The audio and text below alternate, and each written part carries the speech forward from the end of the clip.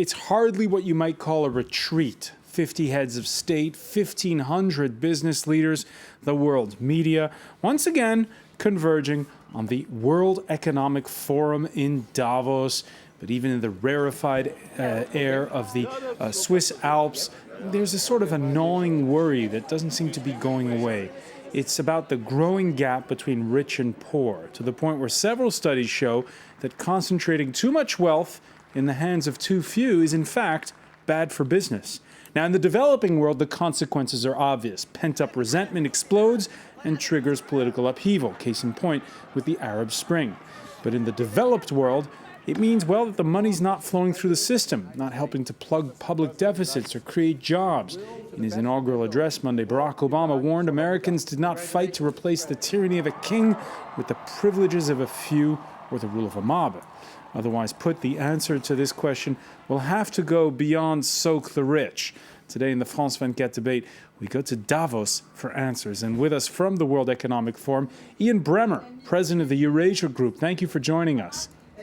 Good evening to you. Susan George chairs the board of, I guess we can call them activist scholars at that's what we try to be. At the Transnational Institute. That's right. And you say you've been to Davos, but only on the outside protesting. I've been outside, yes. She's the author of We the Peoples of Europe. Ludovic Subran, chief economist at Euler Hermes, also a Davos veteran. You went inside, though. And Craig Kapitas has had a badge once or twice. He's with Quartz and the Atlantic Group. Welcome. The France 24 debate, where you can join the conversation on Facebook and Twitter, our hashtag F24debate. Ian Bremmer, first question for you. What is a typical day in Davos? Well, let's first say that although I have a badge, I am right now very much outside the Congress Center. It is cold, and that's something that you're absolutely feeling on a regular basis as I'm talking to you folks. But a typical day, it's one of the things that is most important about the World Economic Forum is that, frankly, you get, I think, about 6 weeks of work done in about 1 week. You have so many folks together that otherwise would have to fly around the world to see each other. You don't do meetings for an hour; you do meetings for 30 minutes. And when you're doing those meetings, you typically only take a meeting if you think you're going to get business actually done, where someone comes by New York and you're there, you're happy to see them. Here, the opportunity cost for taking a meeting that doesn't accomplish anything is actually very high. So while you wouldn't say the World Economic Forum as an organization actually moves a global agenda forward, it isn't an actor as such. The actual work that gets done here is extraordinary in magnitude, and at the end of this week, people are exhausted. Ludovic Subran, is that your experience? I tend to think that Ian's view is a bit optimistic about what actually gets done in Davos. I think, indeed, it's an opportunity for many private sector business leaders to actually close deals. But apart from that, in terms of shaping global governance, in terms of shaping the agenda of issues that actually matter, we are far from the reality. I mean, it's about pragmatism, and I think it's true. It's the opportunity cost is by far, decreased when you actually all meet in the Swiss Alps. But beyond that, what we see is that the economic sentiment of CEOs is down, but there is really nothing on the agenda that actually matters for them to rebound. And I think this is really what is missing of these Davos. This is a piece that shapes together a global agenda for the private sector to deal with their own problem without waiting for the public policy people to actually, engage with them. So I'm a bit missing the link and the agenda here. All right. You sometimes find unlikely characters in Davos, like we've had South African-born film star Charlize Theron in the company of Zimbabwe's prime minister, as she and Morgan Tsvangirai promoted the fight against AIDS. Craig Kapitas, it's interesting listening to Ian Bremmer and Ludovic Subran because maybe the media focuses on the wrong stories in Davos. Many of them do. Ian is absolutely correct if you're talking about businessmen.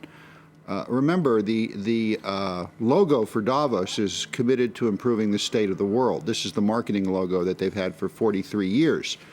If you go back and look at the various seminars and discussions over the years, they're pretty much retreaded every year. And that's what you're seeing here. Yeah, business is done, but Davos over the past few years has sadly, media-wise, mostly become an arena for fanboys and jock sniffers. There's no hard news coming out of Davos, other than J.P. Morgan's just done a deal. Oh, how exciting!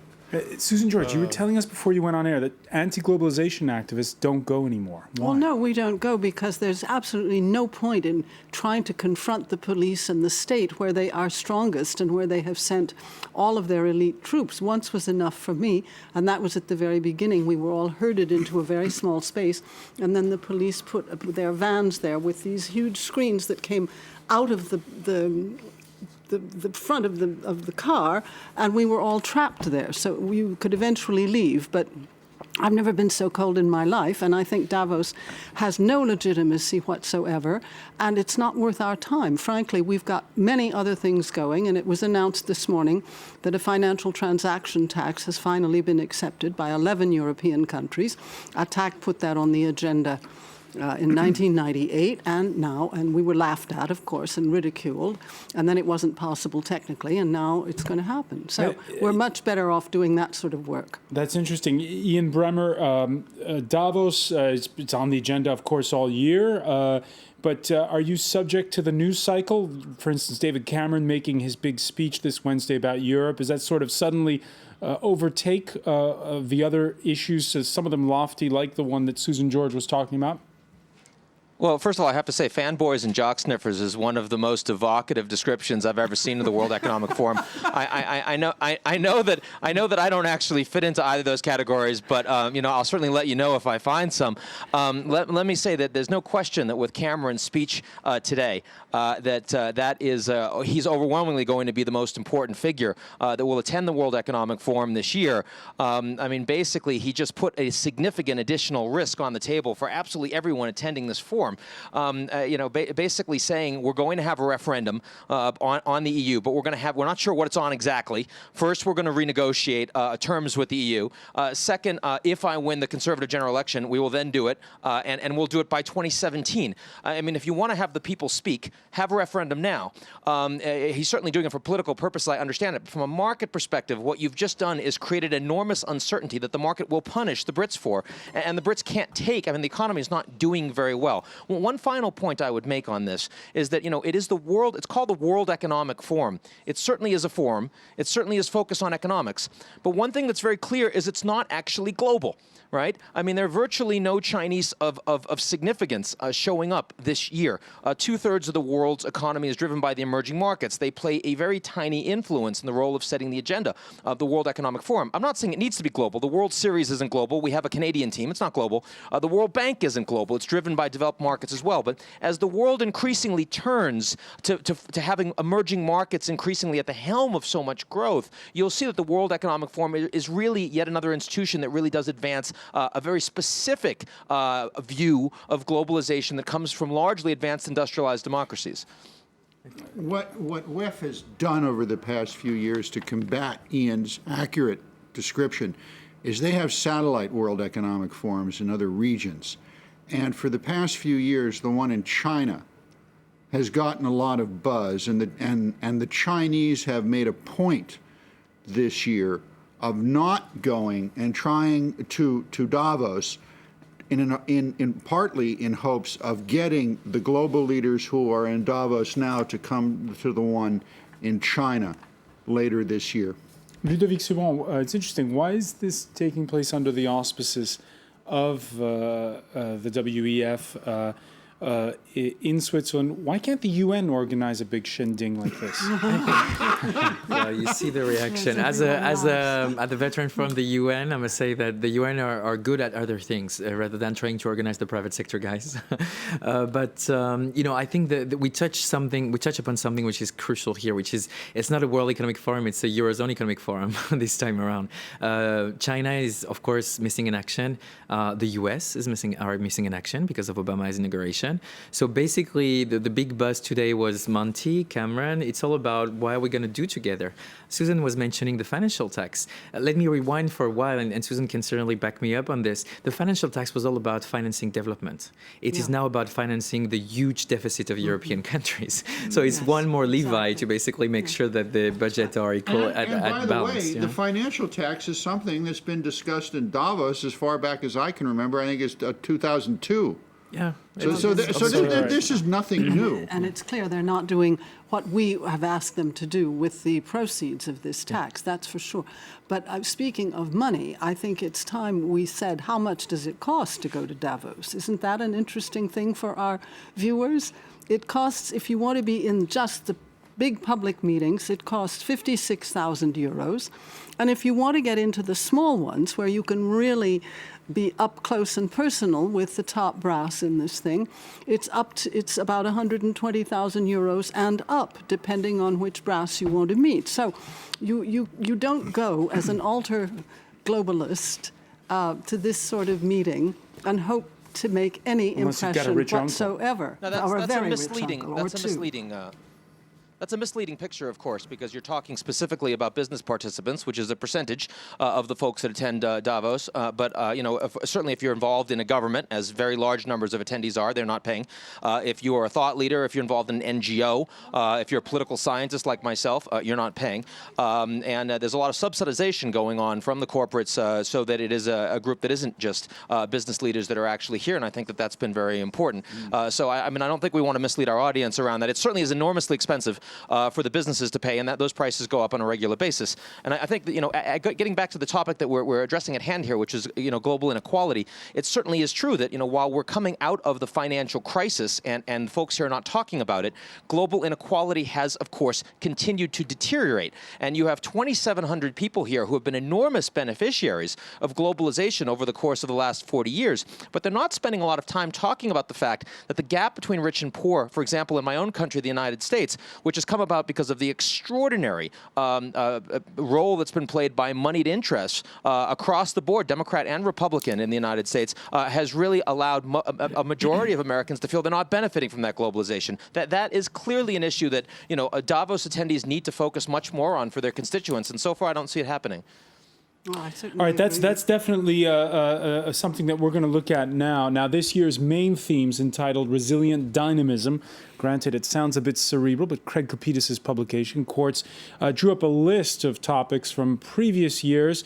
And, if you take a look at that list, it's pretty much, as you were saying earlier, what we've seen in the past. Now, City of London analyst Louise Cooper, who's clearly not in Davos this year, wrote in her morning newsletter, it sometimes takes a bit of imagination, wrote, maybe rather than schmoozing in the Swiss Alps, the world's leaders should spend their time hidden away from the media, really trying to sort this mess out.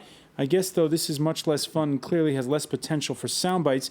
And she adds, who's presenting on Resilient Dynamism? My heroine, Christine Lagarde. Oh, Christine, she finishes.